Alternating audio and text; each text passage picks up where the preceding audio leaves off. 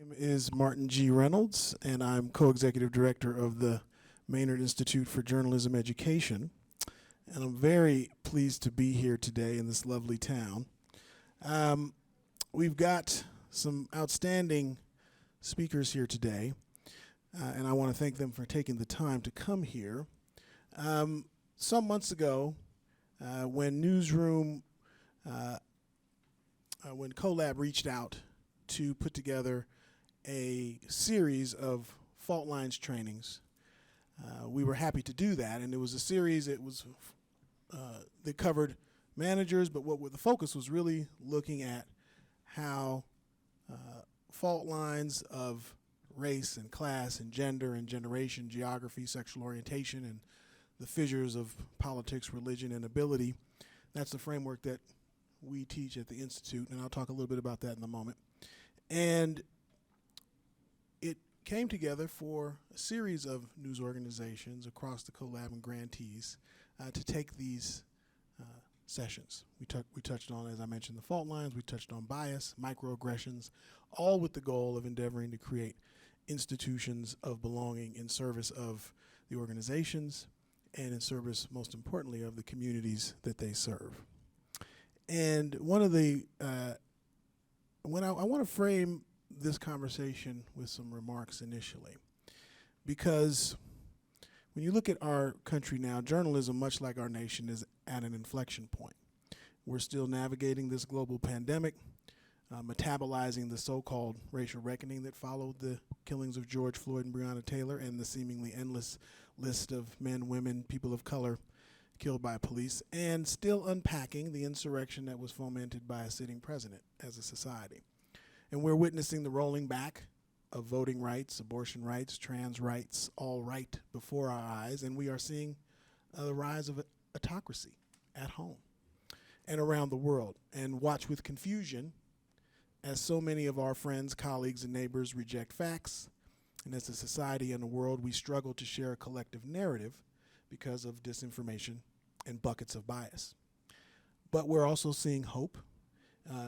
Not too long ago, in the confirmation of the first black woman to sit on the Supreme Court, Judge Ketanji Jackson Brown, who showed poise and strength and expertise and humility, is still have a place in those most hallowed of halls, despite the most recent decisions that have come down that seem to counter the will of the people. And for us in journalism, we are experiencing our ongoing crisis. If you may recall, the calls to dismantle systemic racism in 2020 shook the foundations of the Fourth Estate in a way that few of us have seen in a generation. And we've read another round of journalistic mea culpas from papers like the Philadelphia Inquirer and the Baltimore Sun admitting to the perpetuation of systemic racism. And we applaud them for that willingness to admit that people of color in the communities that they covered have already known and felt for many years. And the question is, how will they address the harm?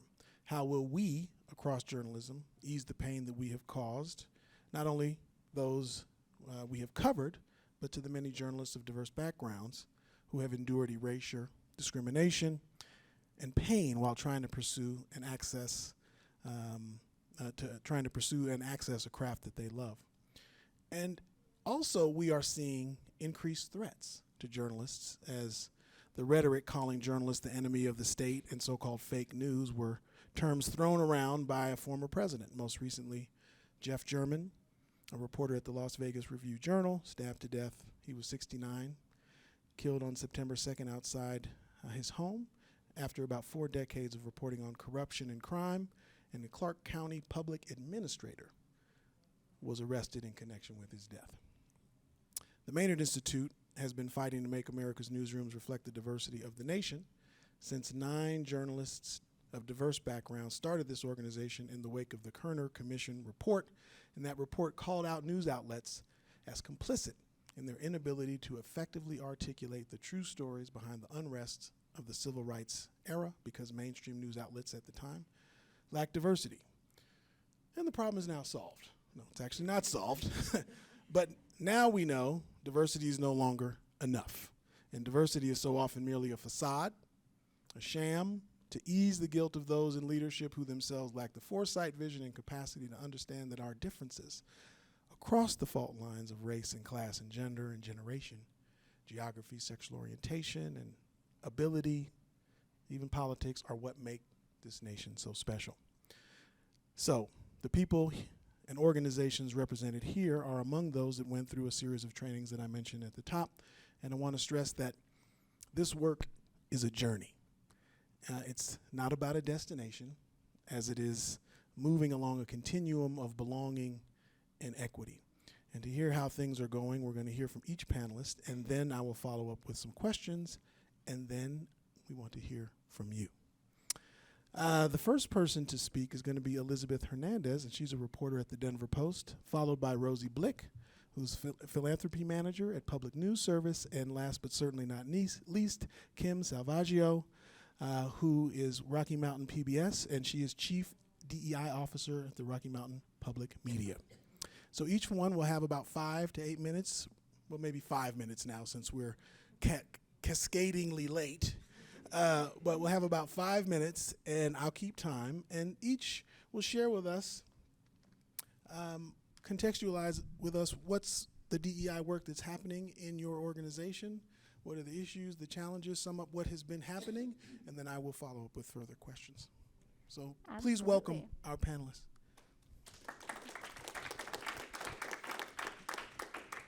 Yeah, thank you. I'm Elizabeth Hernandez. I'm a reporter with the Denver Post. And our DEI journey, I would say for me personally, I am a Latina. I'm a first-gen college student. So I think individual reporters, journalists at our paper had kind of brought their own DEI lens to their jobs for as long as they've been doing those jobs. But like most organizations in 2020, when we were covering police protests, when we were getting tear gassed in the streets along with protesters and police brutality protests, I think as journalists, as the reporters on the ground, we decided that we needed to do something more intentional than just the group of us who were already doing this work individually, and that we needed to do something collectively. So we formed a grassroots DEI committee. I like to call it grassroots because it was just a group of journalists who said, let's meet and do this. And so we met weekly, and we still do, which I'm really proud of. And our group over the last 2 years has grown from just a group of journalists and reporters in the newsroom to managers and editors and photographers and digital strategists and just folks all across the newsroom. And our big thing is that it's very nice to talk about these issues, but we are very adamant on like making sure we're doing action. And so some things that we have done in the last 2 years include an audit system, which we built from the ground up, and was my very smart colleagues figured out how to quarterly do this audit system where for 2 weeks, every quarter, we ask everyone we talk to, every person we take a photograph of, every source we talk to, a series of demographic questions. We put all that in a database. We tell them why we're doing this, that we're intentional about our DEI work, and then we can see who we're talking to, who we're not talking to, where we need to do better. And this has just been really helpful for us just internally to figure out like, where are we missing representation, all that kind of stuff, informing our reporting. And it's been helpful, I think, for managers as well to see like, oh, you can pick it out by individual reporter, individual team. So it's helpful for everyone to kind of see how they're doing. So that's been really great. We've done a mentorship system to pair up people in our newsroom with people who would like a mentor, to try and help with things like retention, welcoming new reporters. We've done a lot of things that I'm really proud of, but as always, we need to do a lot more. And so a few of us who are already on the committee participated in the Fault Lines training because we got a grant through CoLab and a bunch of great people here in Colorado to do a newsroom-wide DEI training that we're really excited about. And we wanted to see if Fault Lines would be the right training for us, and we think it will be. So we're going to do that newsroom-wide soon, but we really enjoyed the Fault Lines training that a few of us already did. Thank you very much. Okay. Rosie, please. Hi, y'all. Can you hear me? I get a little nervous public speaking, so I wrote a couple things down. I hope you don't mind. But I'm Rosie Blick, the philanthropy manager for Public News Service. We are a newswire for public interest news. So we operate across 38 states, but in Colorado, our newswire is called Colorado News Connection. So DEI is sort of inherent to our mission. We were founded in the 90s by our founder, Lark Corbet, because she noticed, we were founded in Idaho. She noticed there was a lot to be desired in the news ecosystem in Idaho. A lot of topics and voices were being systematically left out of the conversation. So Lark started a newswire with the purpose of lifting up topics that are and voices that are marginalized in the mainstream media. So DEI has always been sort of a big part of our mission, just inherently. But in 2020, as this reckoning, so-called reckoning, started happening, and a lot of people started thinking about this topic that had never thought about it before. I think that this was before I started, so I'm sort of talking about something I wasn't there for. But we sort of started to take it more seriously and renewed our commitment to DEI in 2020. So we started doing these weekly calls with our newsroom. We did this anti-racist 30-day challenge where we did a bunch of readings and discussed. We did a training with the Poynter Institute. We made a bunch of changes to our hiring practices. We started doing source audits, all sorts of different stuff. But it was sort of fragmented, and it was really easy. Obviously, all of you are journalists. It was very easy for things to get busy and for those efforts to sort of fall to the wayside or fall to the back burner. And people really cared, but it was fragmented, like I said. So when I started in 2021 as the philanthropy manager, it was sort of the perfect time for the Colorado Media Project to release this grant. And so internally, we decided we would apply. There were a lot of conversations about what should we do with these resources that our community is offering. As a white-led newsroom, how do we steward these resources wisely if we were to win a grant? So we had a lot of a lot of those internal conversations. There were discussions about if we use the grant to purchase a DEI training for our very white newsroom, what is that really doing to make an impact? Are we virtue signaling? Are we being performative? Are we doing this so that we can say that we did a DEI training and then stopped it? So there were a lot of conversations like that about not wanting to use this grant for just another DEI training. A lot of people thought that it would be best to use the grant for hiring more BIPOC journalists, doing working groups where we're actually lifting up people's voices, doing partnerships with BIPOC-led media outlets, using the grant to fund those types of partnerships. So we had a lot of really hard conversations about how to use the grant. And to sort of guide those conversations, we formed a subcommittee, similarly to what Elizabeth was saying. We called it the Red Team. I don't know if anybody watches the newsroom, but it's a reference from the newsroom. I guess the Red Team in the show, it just means like having a fresh pair of eyes on something before it goes live out into the community, and that's how we sort of see our DEI committee. Just having like a fresh perspective on what DEI really means for our newsroom.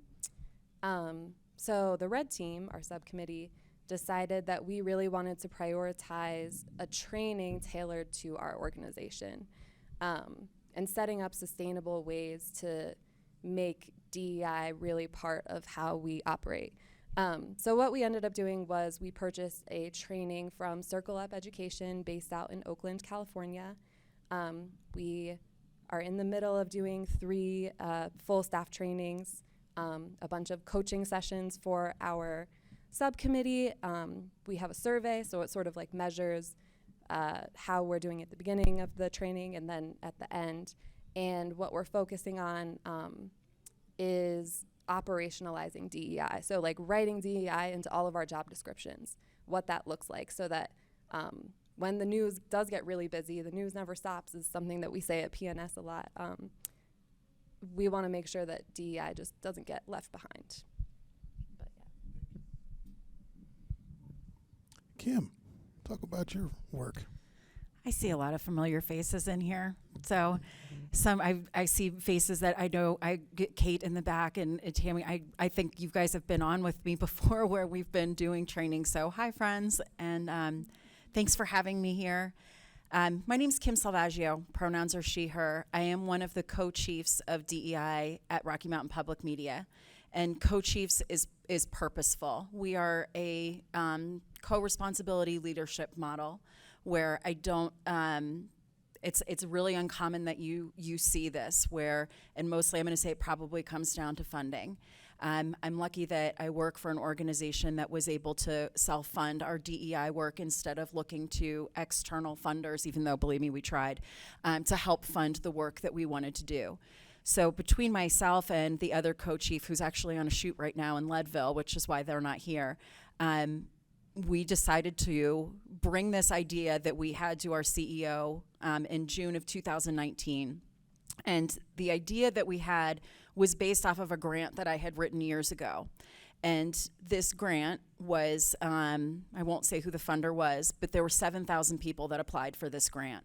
And we, with the idea that we had about how to reshape not just a newsroom, but media, we got down to number 3 of pitching, meetings, follow-up, budget. Everybody here has probably been through this process at some point. You know it is long and it is painful and you keep like your fingers and your toes crossed. We got down to number 3 and we're told, that's crazy, that's way too expensive, it's never going to work. And I was like, well, I just need to find somebody that's going to say, yep, let's go for it. And that person was our CEO at Rocky Mountain Public Media, which is Amanda Mountain, who I believe is coming and speaking tomorrow too. So she actually gave me a sign that I keep in my office that says, can't stop, won't stop. Our idea, which is now the name of our department, which stands for Inclusion, Diversity, Equity, and Access. The concept that we had was based off of 4 things we wanted to see. We wanted to see a staff that matched the diversity of the people that we were serving. We wanted to see people in those positions of all sorts of different levels of power and authority, right?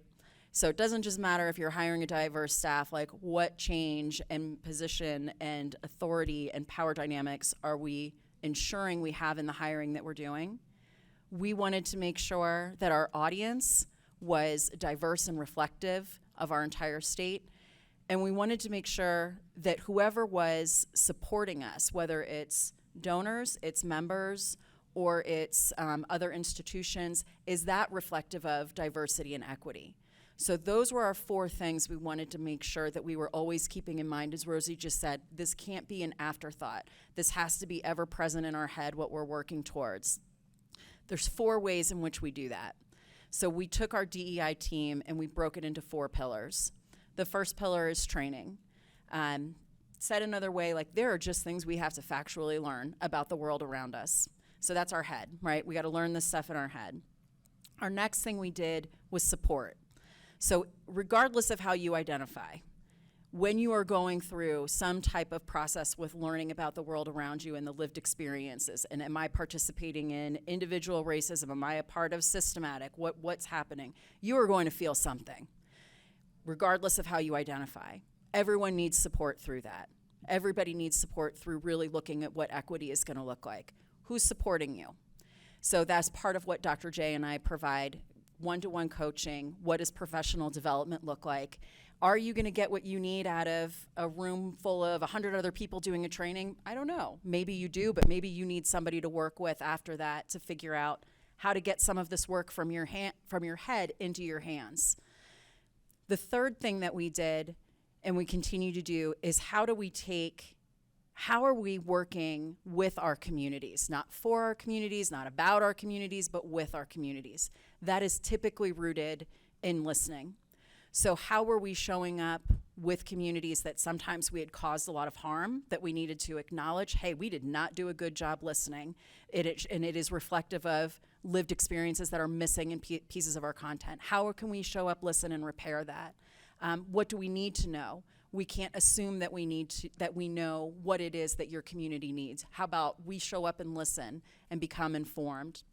And then our fourth pillar is content. And how do we support our content makers? Some days that can be anything from, I'll give an example of this week. We had a story about hikers living with disability and access to the outdoors. And the producer that was on was like, I just need somebody from the team to take a look and help me walk through some of the concepts that are in here. So when I say this, I realize the enormous amount of privilege I have at working at Rocky Mountain Public Media, where we're able to employ myself and Dr. J full time, that we work on this every single day.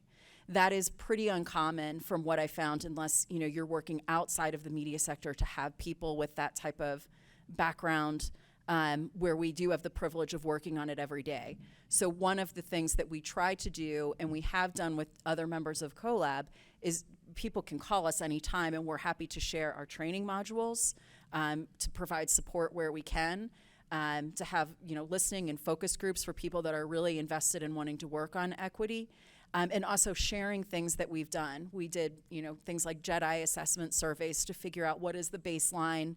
Rosie, you were saying this too. It's really important to understand where you're starting. But are you providing the right type of information, and then being able to measure that growth?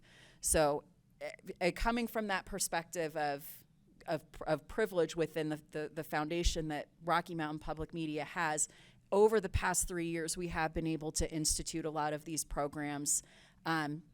I definitely see change where we are, but the goals that I laid out in the beginning, Martin, you said it, this is not, this is a marathon. This is long-term, sustainable, authentic connection and change that we're looking to make. It's not something I'm expecting to see quickly or overnight. Thank you for that. I have a question, Kim, that I want to follow up with you on. And without having to share all your organization's secrets, but what can you give a sense of the sort of the size of the investment necessary to have you and the doctor on staff for these kinds of house call, diversity house calls, if you will? So in consideration of what the budget is for the overall organization, we're a very small part of that budget. I think when we had initially been looking for support in grant money, you're under the $200,000 annual mark. That's also like to say we do work over every area of the organization and 2 radio stations. But in consideration of the overall budget, we're probably the smallest and least expensive department. So I get to at least say that. Got it. And a follow-up question to that, one of the things that's interesting about,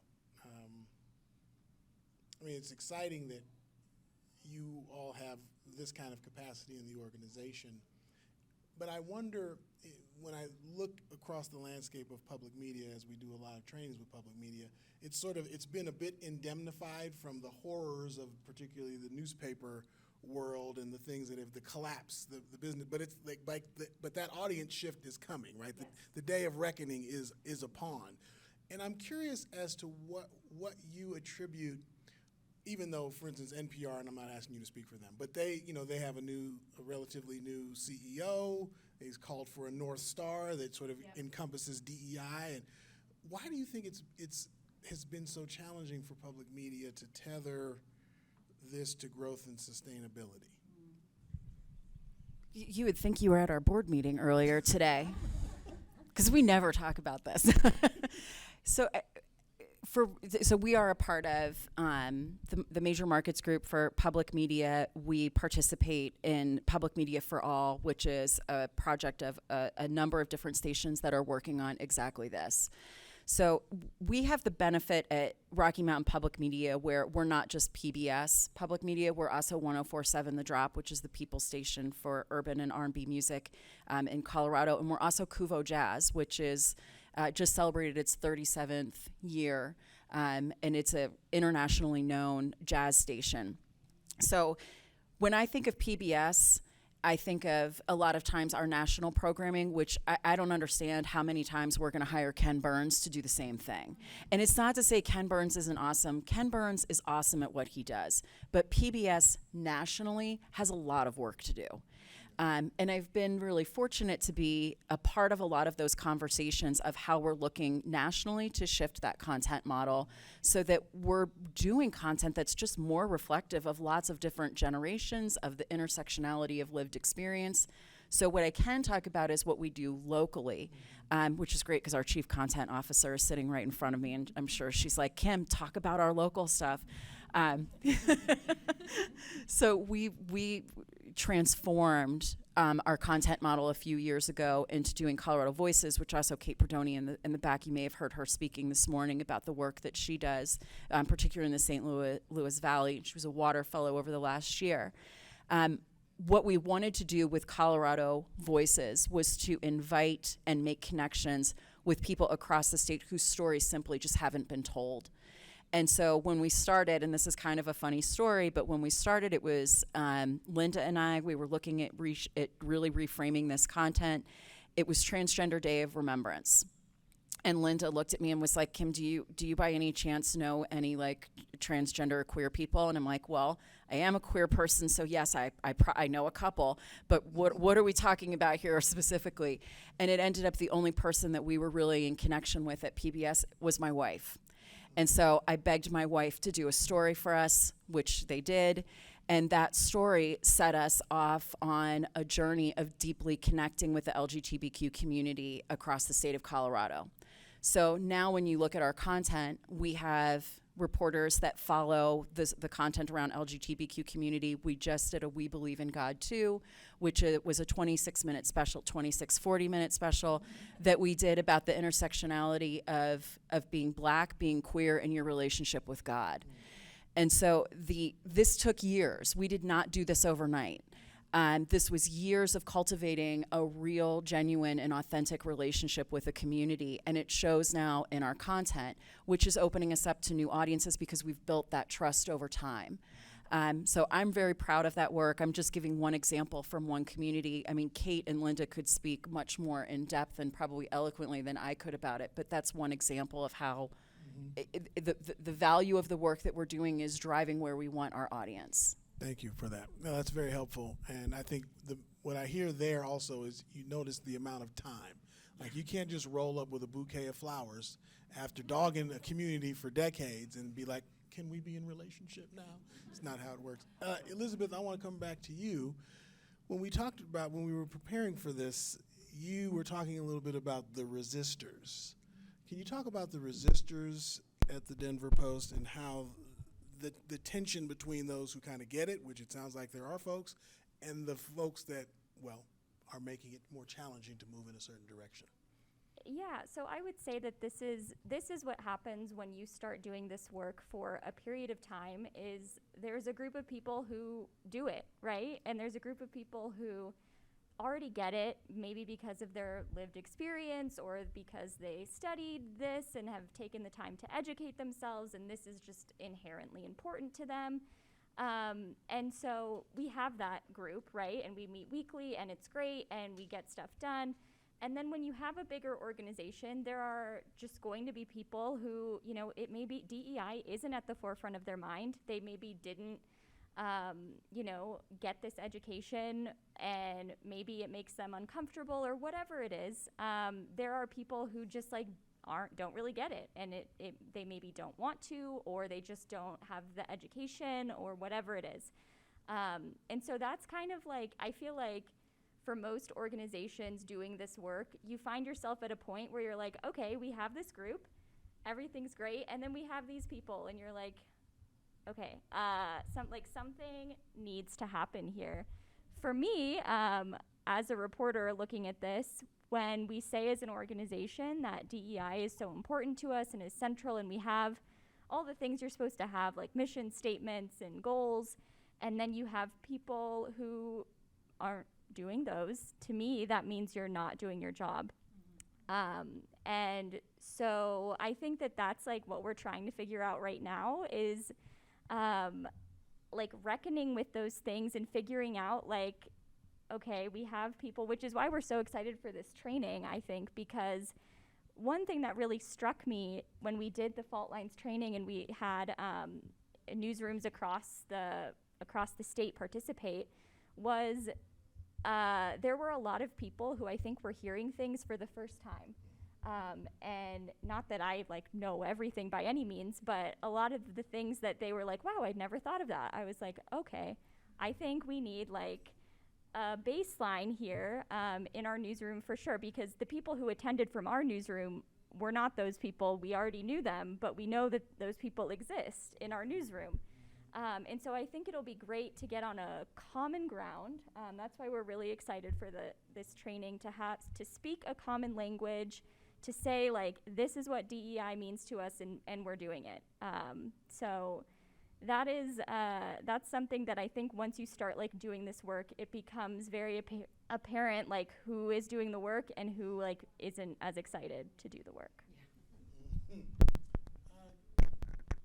ask this question, Rosie. I'm curious from where you stand, given there were these differing views. It sounds like it's an organization where this stuff is clearly top of mind, but there was still tension about the direction to go.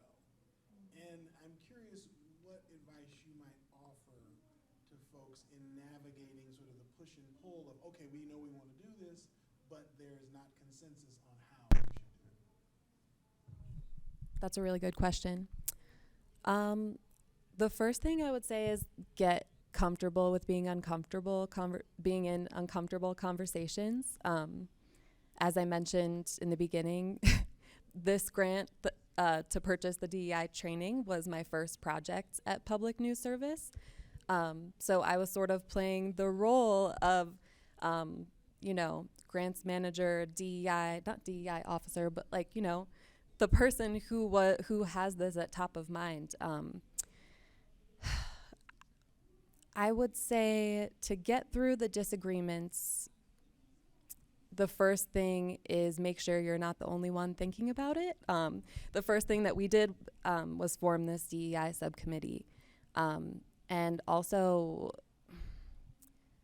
sort of take the time to notice, don't rush into it, take the time to notice what work really needs to be done.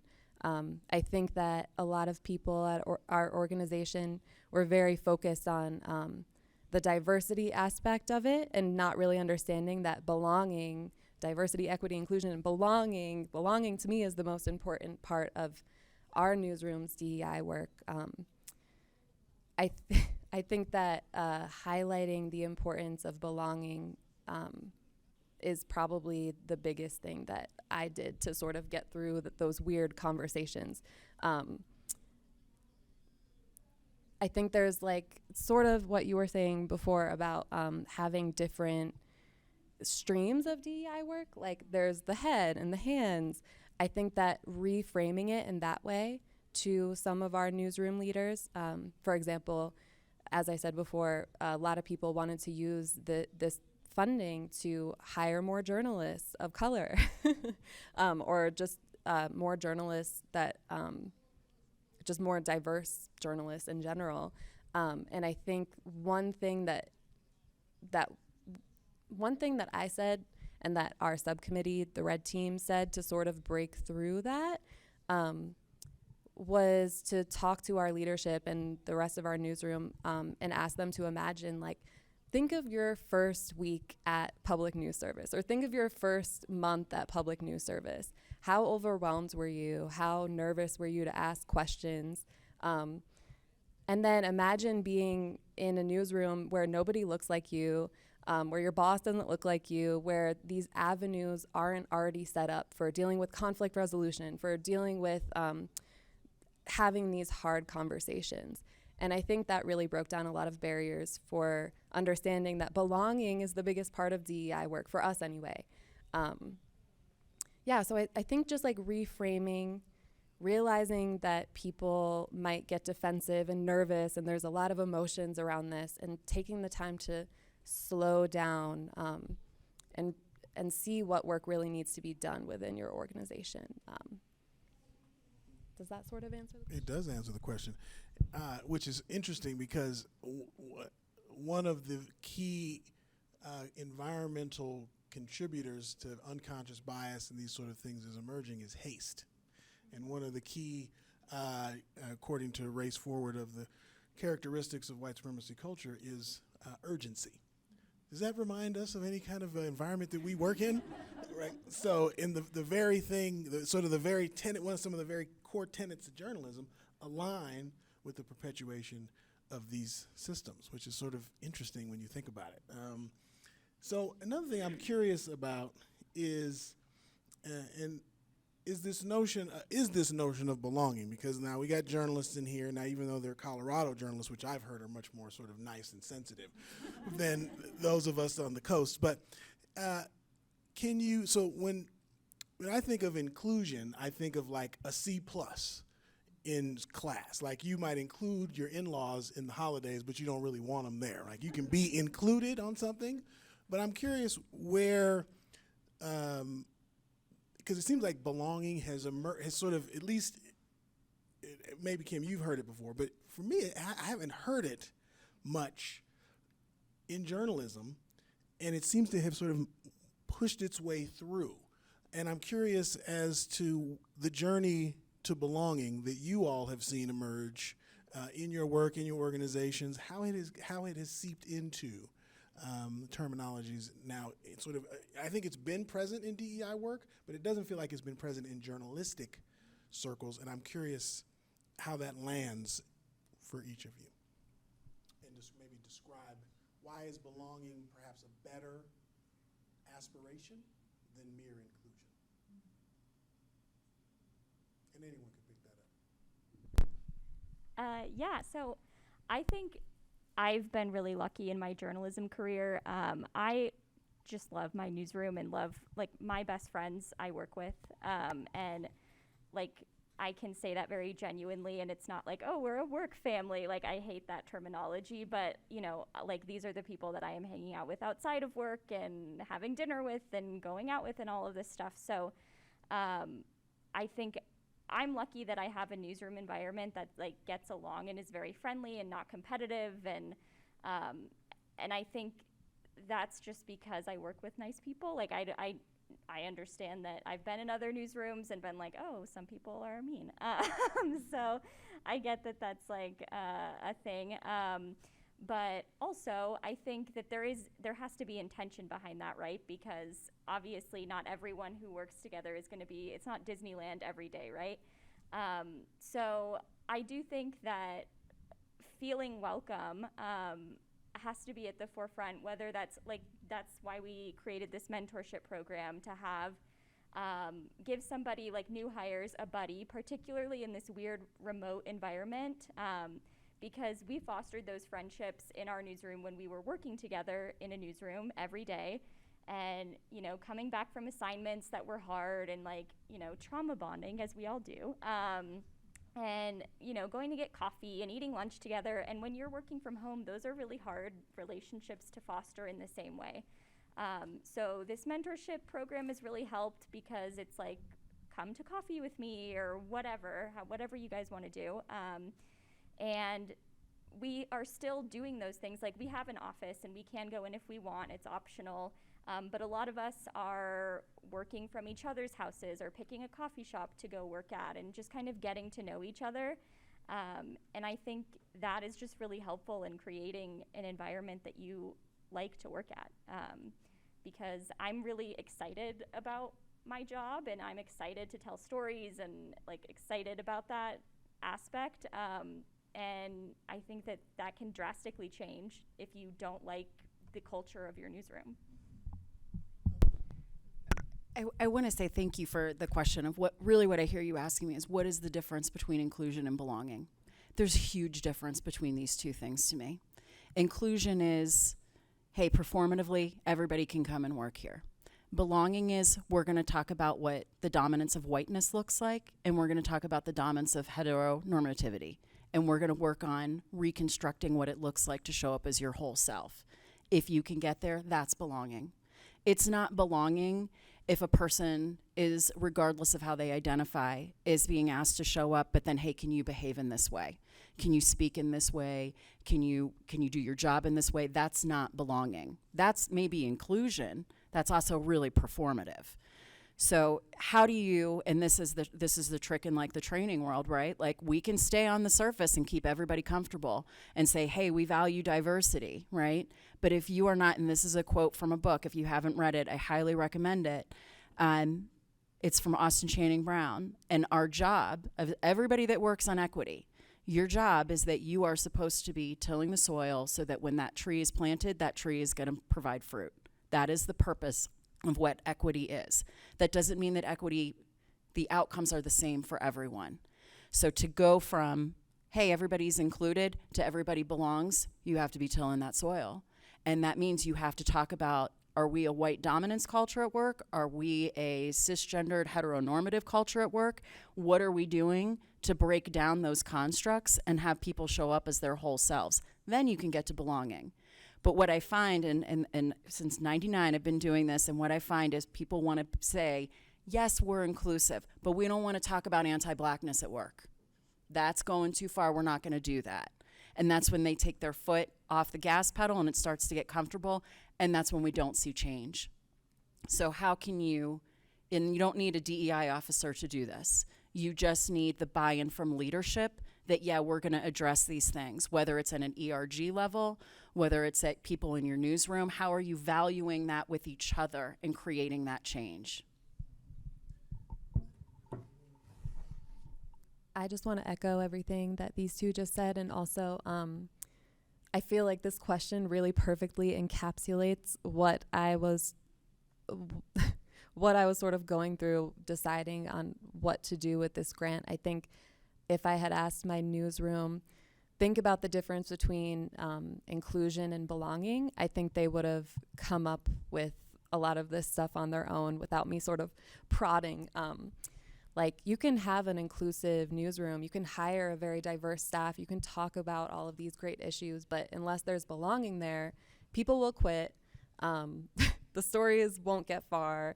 The stories won't be written appropriately, accurately. It won't be reflective of the communities. But yeah, I think these two covered it well. Thank you for that. I guess I wonder what the culpability of objectivity in the willingness to address belonging, and how journalistic objectivity, or the notion that, oh, well, I'm just a journalist and I'm objective in my approach, how that may impede, how this whole model may impede, because what we often find is that you go into these news organizations, and depending, and also, and I want to ask this other question before maybe I'll get to that in a second, but so many things to ask. Let me do that. How does the fault line of generation come into play when navigating the creation of a culture versus one that's inclusive or one that's embodies belonging? How might that, Kim, can you speak to that? He was having this conversation with somebody last night, actually, at the what were we doing, like a meet and greet or something last? I don't know. It was lovely. It's a reception. It was lovely. And we were talking about, and this is one of the modules actually that I do a lot of training on, is understanding the differences in generational values. And so right now we're looking at, Z's and sort of on the millennial side of being the largest part of our workforce, and the values that are aligned. Belonging is an expectation. It's not this, hey, nice to have, of Z's and millennials, which I think is awesome. That's one of my favorite things about working with this generation, is like they got no time to wait for you to catch up on what is just an inherent value of that generation, as it should be. So how does that create a sense of belonging where we are? Listen, so when they were talking about like, hey, we have people that are just like, I don't want to do this. I don't want to learn this. I'm uncomfortable. This is the way it's always been done, which to me is like, that's exactly where you need to look when somebody tells you that. These are the things that you learn. Listen, this change is coming. It's happening. This is what our workforce is going to be. So I would recommend that you get on board and start getting comfortable, because the train has left the station. This is what this generation is going to demand. And if you want to have a functioning, engaged workforce that is about belonging, you need to adopt this work. It's not optional, in other words. I don't know if that answered your question. It completely answers the question. And others feel free to chime in. And I guess what's chilling that to me is that that does not seem to have really seeped into so much of the journalistic ecosystem, and I wonder what the impact of that. Well, we know what the impact has been, but I wonder what the impact of that ultimately will be, particularly at a time when there is such polarization, divisiveness, lack of trust in media. There was a recent poll that came out that said about 16% of people have a great deal of trust in media. Down when you think about that poll was taken in the 70s, it was around 68% had a great deal of trust. So going back to another question around unionization. And how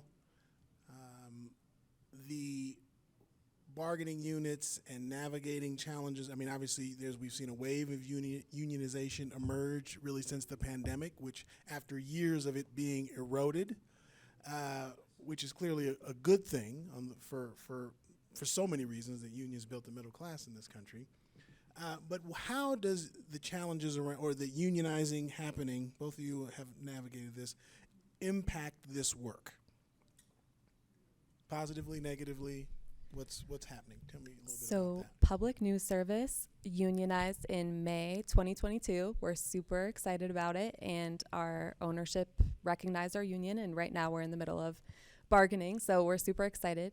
And the union launch coincided with all of our DEI work. So I think this is a really great question. And I think most of the work that we're doing with the union centers around belonging, making sure that, unions are all about power and making sure that people, no matter where you are in the organization, you can be an admin, you could be the operations manager, you could be anyone, you have a say in how your organization will be run, or there's intervention points for you to insert yourself. And so, yeah, I would just say that they're very, very interconnected. They're both very emotional work. And also, to reference something that Kim said, when you said that when people say this is the way that things have always been done, I think that has to do with unionization and also DEI work very much, and belonging very much. I think that I'm new to journalism. I've only been in this world for a year, but something that I've learned is a lot of journalists are operating from this disparity mindset, just trying to stay alive, just trying to get through the day, just trying to make sure that you get your story done, trying to stay open, keep the doors open. And I think that there's a big hesitancy to make big shifts in the way that your organization runs, both from a DEI lens and also a unionization lens, because it can be scary if you've fought for so many years to keep your doors open, and now all of a sudden your employees want to unionize and change how things are. I can understand the resistance, not so much for the DEI work. You shouldn't be resistant to that in any way. But with unionizing, I can understand why it's so challenging, especially in this field of it's challenging just to keep organizations afloat. Yeah, I love our union. We've been a union newsroom for decades, and I think it really shows we are a very rowdy, loud, boisterous union, and the ways that that has impacted our DEI work is fantastic, because being a union newsroom, we can be so much louder and really speak authentically in a way that a non-union newsroom cannot, for fear of retaliation or firing or whatever. And a direct example is, so, you know, we're owned by a horrible hedge fund. I'm happy to talk about how horrible they are, but as so many newspapers are corporately owned, and so while our management in Colorado is great and supports our DEI work, there's all these managers way up here in a different state who don't care about us and don't care about journalism. And so when we do, we wanted to change our DEI statement, which was just very standard, and we wanted to make it a lot more intentional, and we wanted to include the word anti-racist. And for these people over here who don't care about journalism, that was very scary to them. And so over a period of months, with our managers telling them, this is just it means not racist, that's good, that's a good word, let's use that. They were like, oh, this is very scary, no. So. Because they are racist, or is it scary because they couldn't live up to that? I mean, I don't know who they are. I assume they're racist, but yeah. Yeah. Yeah. I assume they're racist, but I don't know who they are. So, anyways, we shouldn't make assumptions. well, I can. But yeah. So anyway, we weren't allowed to publish this DEI statement. So the union said, okay, we're going to publish it anyway under our union, under the guild, and it'll say the Denver Post Guild, this is our DEI statement, and there's nothing anyone can do about that. That is our union. And so the statement went out, and it was great because it was exactly what we wanted to say, and it was the voice of our newsroom, and this is what our guild had agreed on. And so things like that are fantastic for so many reasons, and just the fact that I am sitting here and able to tell you all of these things and not fear going back to my newsroom is because I'm a union newsroom, and because I can be authentic with you, and I am happy to talk about and be transparent and hold ourselves accountable in the same way that we hold our institutions accountable as journalists. So, yeah. I would say, I was talking to a colleague of mine who's a journalist and professor at the J School at Cal, and there was some challenge around how I can articulate this without being mindful of when you state being anti-racist, what is everybody on the same page of what that means and what that requires, what that states. So that's just, I think it's wonderful to say it. I think it's wonderful to aspire, but there are a series of things that have to truly happen in order for that to say that we aspire to be an anti-racist institution. I'm not speaking to the Denver Post explicitly, but just to colleagues, just because I think calling that out is great, but then can you live up to that aspiration? So just something to consider and think about. I want to ask two more questions, and then I want to open it up for questions from the audience. I want to ask your thoughts about the role that philanthropy has in pushing for belonging and equity in organizations. It seems that there's the winds of philanthropy shift as well as they should. But what do you think, Rosie, I ask you and others who want to chime in, the responsibility of philanthropy is to pushing news organizations that are seeking funding to truly moving in this direction of belonging and equity? And are they doing enough with the dollars that they control? I have so many thoughts about this. So half of my brain is like, okay, people in the philanthropy world should be giving all of their money away as fast as they possibly can while still keeping it sustainable, of course, and making it as unrestricted as possible so that the newsrooms and the orgs can do what they know that they need to do. But then the other half of me is like, wait a minute, people in the philanthropy space,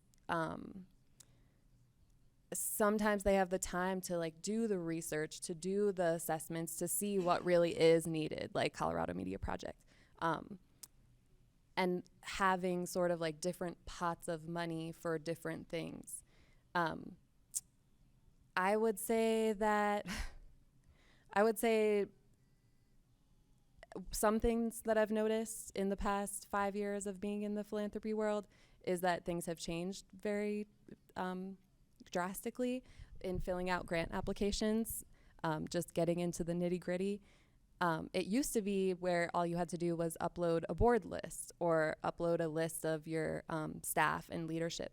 And now you have to like go through and list the age, the gender, the race, the ethnicity, sometimes language of like people on your board, people on your staff. And that's something that I think is really important. And then on the flip side of that, I think the more restrictions philanthropy puts on organizations, even though it might be very well-intentioned, like going through your demographics, I think that sometimes, especially for less resourced organizations, not talking about public news service, but others who are just trying to get funding maybe for the first time, some of those extra steps that are trying to make it more equitable are actually placing a huge barrier on organizations that maybe deserve the money even more. So I don't know, it's a complicated question, but I think philanthropy has a lot of thinking to do. And I think that the Colorado Media Project has done a really great job at stewarding the funds. I also would say that I think it's important to offer different pots of money. Like every organization will need something different. So some orgs need money for hiring, some need capacity building, some need just like general operating funds because they don't know exactly what they need right now and they don't want to have a whole budget planned out because things change. Something about this grant that I really liked was the open dialogue. I got to speak multiple times with Sam Moody over the process of this grant and Melissa Davis. And it was really great just being, I've written a lot of grants and I've won a lot of grants, but I've never been able to be so open and honest and forthcoming with a funder before. So I would just say like offering the space for your grantees to be honest with you about how things are going and not forcing them to brag about what they're using the funds for and quarterly reports, constantly having to prove that you're doing a good job with the funding, I think is very important. And you know, taking the time to slow down, even though we're in this world of haste, taking the time to slow down and sort of letting your grantees decide for themselves what they should prioritize with resources. Okay, we started cascadingly late, but we're going to take an extra 5 to 7 minutes. And I know that there's afternoon snacks at 3, and I don't want to stand in the way of snacks, but I do want to open this up for a few questions. So we'll go till just 5 past the hour because then the other sessions are going to start at 3:15, and I really like to start on time. So, questions from the audience. How should we deal with the microphone situation? If you'd like to come up and use the mic, Okay, there you go. All the better. Or and alternatively repeat the question. Okay. All right, that's true. You could ask me the question and I could repeat it. Hi, how you doing? Good, how are you? Good to see you. Good to see you too. Okay. I actually have a question. Okay. And I'm loud enough that I don't think I need Well, you a need. microphone. You do because he's recording. Thank you. Sorry. I really liked the last question that talked about philanthropy and how it can dictate to this work. And I think it's extremely important. And I'd like to hear more from you, especially the last thing you said, because it makes me think about treating funders like your audience, right? Like advertising. And really getting a little bit deeper into what that means, and not that they're dictating, but it is like an audience. And then I liked you to also get a little deeper into, it's also like putting your money where your mouth is, right? Because when people are funding nonprofit news, it's also because they want this news to get out. So I think shifting that way of thinking is a good thing. And I think you were about to go into it a little bit deeper, but in your last sentence, and then it was, okay, we have to look at time and get questions. So I want you to go a little deeper in your last sentence. Thank you. My mind is in a lot of different places, so I'll do my best to actually answer your question. I would say fundraising is so much like sales, like what you just said. Your treat, like when you're grant writing or when you're trying to get funds for your organization, you really are treating your funders like an audience. You're trying to make sure that you look good, and you're trying to make sure that I don't know, that they like you, and that you're getting the information across in a palatable way. And as someone who writes a lot of grants, I would say that what I do in those situations where I find myself sort of being a little bit performative and saying like, look, this is what we do, this is why you should give us money. I go back to my managers or whoever is above me, and I say like, listen, this is something that I really want to say that we do or want to make a priority, but I don't know that we're actually doing it, or I don't know that we have the capacity to do it. How do we make this actually happen? So I guess one thing is just like stepping away from what you're saying that you're doing and finding tangible ways to actually do it. Yeah, does that sort of answer your question? Okay. And also the notion of contorting to get a grant, pretzelizing yourself to get that money, which is all bad. Other questions? Yes. Come on up here. Come on down. This is Donahue, for those who remember. Price is right here. Well, first, thanks for the knowledge sharing and sharing what you've shared. I'm Tim Russo. I'm from KGNU. See if any other KGNU people here know, so I can speak freely. I wanted to ask a little bit about challenges with different types of resistance, because there's a type of resistance that you mentioned, which is kind of like the naysayers. No, we're not going to make time for this. How have folks navigated or run into even sort of like the overly woke, right? Right? Like, no time for this because we got to be action oriented. Let's just get it done, as opposed to diving in to the fact that it's a journey and it takes time and it's evolving and perpetually learning.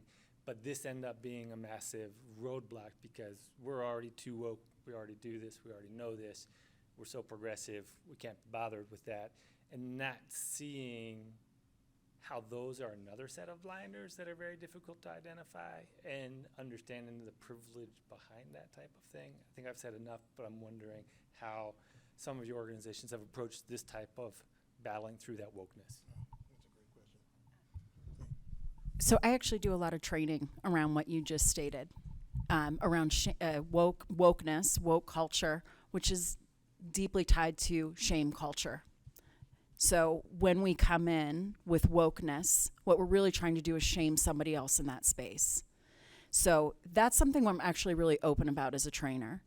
There's really, I don't know anybody that learns through shame or wokeness. It is not a learning mindset, and it's usually used to try to cover up some massive feeling of insecurity.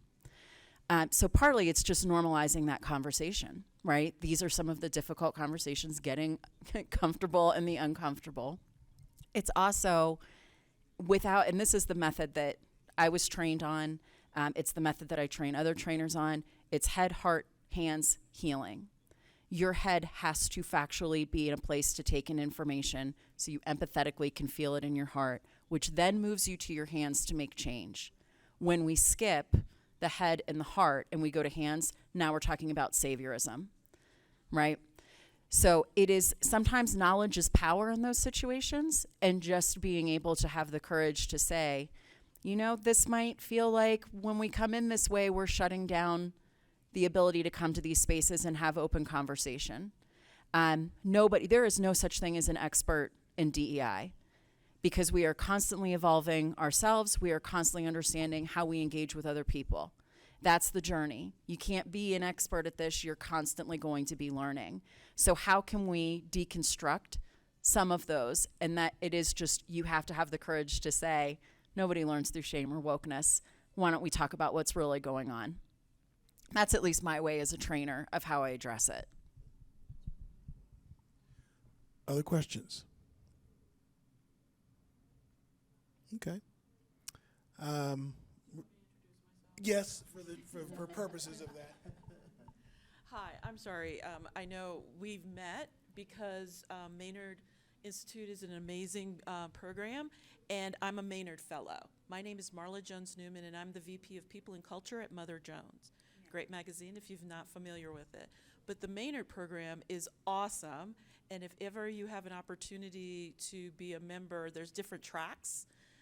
There's entrepreneurship, there's executive leadership, and I'm on that track, and it's amazing. And so it's not that all Black people know each other, it's just that, I'm just gonna put that out there. It's that I am a fellow, current fellow with Maynard. But yes, I'm Marla. Pleasure to meet you all. And it is true, all Black people do not. I've known Calvin for years. No, We go way back. way back. Okay, well, I want to be mindful of time. I want to offer an opportunity for each of you to offer any last nuggets of advice to your colleagues about being on their DEI be belonging journey. I'll start with you, if you don't mind. Yes. Elizabeth. Yeah, I would just say that it is going to be an exhausting thing, and to also keep in mind, please don't place all of this burden on your colleagues of color, because oftentimes people of color or people in other marginalized communities feel so passionately about these issues because they have experienced them, and they take on a lot of work because they want to do it, and you know, it ends up being like, oh, they are the de facto leader, which if that's what they want, you know, obviously respect their wishes, but please be mindful of your white colleagues to also like take on some of that work. Understand that it is exhausting for people in marginalized groups to feel the burden of this in their daily lives, and then go to these DEI meetings and then talk about it and try and educate other people and deal with it in their daily work. Like, it is very exhausting, and yeah, so hug your colleagues of color, everybody. I would say don't be afraid to be the squeaky wheel. As I mentioned earlier, this grant was like my introduction to the journalism world. It was my introduction to a public news service where I work. And I was the squeaky wheel at the very beginning, and I was nervous that it would make me not fit into the company culture, because we're talking about a union, we're talking about DEI, we're talking about changing things at the organization, we're talking about how we're using funding, and those are all really hard conversations to have. And I would say that for me, even though it all happened in my first month of working at this new company in this new field, it made me feel really connected to my coworkers by having those really hard conversations. It made me sweat. I cried a couple times. There were a couple really long days that were just really hard.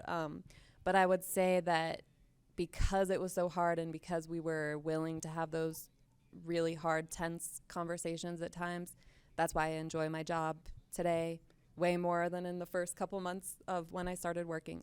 So I would just say the obvious: lean into the difficulties as much as you can. I echo very much what my two colleagues up here have said, and I would leave everyone with this one thought that we do in training a lot, which is when it comes to equity work, a lot of people hesitate to get involved because they think they have to have an answer. And I want to work with people to change that framing. It's not so much to have an answer, it's the courage to ask questions. and to challenge what might be considered norms of behavior or ways of doing things. Very rarely do you have an answer that's going to be a one-size-fits-all, especially when it comes to equity work. If you're talking about belonging, there's such a sense of culture and individualism, of lived experience that comes into it. And I find a lot of people are afraid to step in because they think that they have to come in as an expert, a know-it-all. What's going to happen if I don't know the answer? Nobody does. It's the courage to ask the questions and to challenge the status quo. That's more what you're looking to do than to have a catalog of answers available that in most cases might not even apply to the situation that you're discussing. Thank you all very much. Please put it together for our colleagues.